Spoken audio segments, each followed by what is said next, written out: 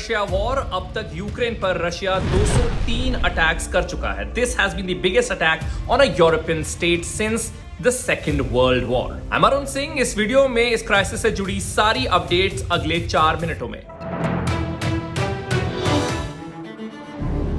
Thursday 24 फरवरी से शुरुआत करते हैं। रशिया ने कहा कि उनके पहले दिन के सारे गोल्स जो हैं वो पूरे हुए और उन्होंने 83 लैंड बेस्ड यूक्रेनियन टारगेट जो हैं उन्हें डिस्ट्रॉय किया।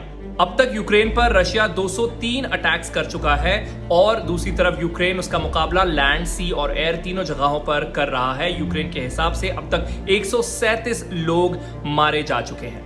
An estimated 1 lakh citizens fled major cities following the explosions and gunfire.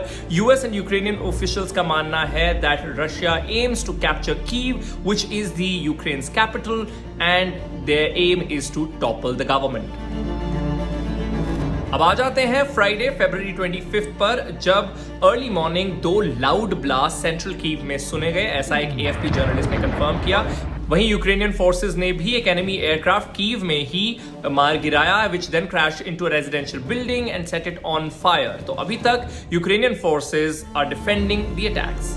The estimated losses of the enemy: tanks more than 30, armored combat vehicles up to 130, aircraft 7, helicopters 6. Keep calm. Follow the information on official resources. Now, in an important update, Chernobyl nuclear power plant has been captured by the Russian forces. ये Russian forces के लिए एक बड़ी जीत है। क्यों? क्योंकि जिस जगह पर चर्नोबिल प्लेस्ड है वो बहुत ही स्ट्रेटेजिक है। मिलिट्री एक्सपर्ट्स का मानना है कि ये एक इजी इन्वेजन रूट है from Belarus. Belarus is an ally of Russian forces. तो क्योंकि अल्टीमेट टारगेट जो है रशियन फोर्सेस का वो है कैपिटल तक पहुंचना, कीव तक पहुंचना और टॉपल करना गवर्नमेंट को, तो ये एक इजी रूट है फ्रॉम बेलारूस। सो चर्नोबिल का कैप्चर होना रशियन फोर्सेस के लिए एक बड़ी जीत है। Now where is India in all of this?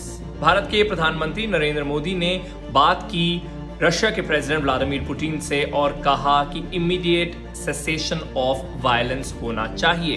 President Joe Biden ने वहीं थर्सडे को कहा कि United states will have consultations with India on the crisis with Ukraine. Ukraine अपनी एयर स्पेस बंद कर चुका है और इसीलिए जो एयर इंडिया फ्लाइट दिल्ली से यूक्रेन जा रही थी टू इवैक्यूएट इंडियंस, उसे वापस लौटना पड़ा। एंड अब Indian officials are looking for alternative routes to evacuate Indians stuck there. अपनी बातचीत में प्रधानमंत्री नरेंद्र मोदी ने यह पॉइंट भी उठाया that India attaches the highest priority to Indian nationals safe exit and return.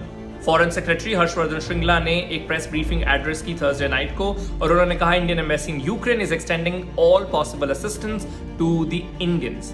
वहीं उन्होंने कहा external affairs minister S Jaishankar Romania, Slovakia, Poland और हंगरी के फॉरेन मिनिस्टर से बातचीत करेंगे, क्योंकि जैसा मैंने कहा यूक्रेन अपनी एयर स्पेस बंद कर चुका है तो ऑल्टरनेटिव रूट्स निकालने हैं। तो जो बॉर्डरिंग कंट्रीज हैं वहां पर इंडियन टीम्स ऑलरेडी जाने के लिए निकल चुकी हैं।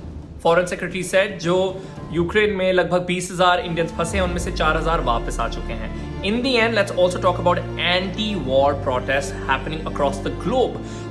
बहुत सारे देशों में जो रशियन एम्बेसीज हैं उनके बाहर प्रोटेस्ट हो रहे हैं अगेंस्ट रशिया। अगर मेजर शहरों की बात करें तो टोक्यो है, तेल अवीव है, न्यूयॉर्क है।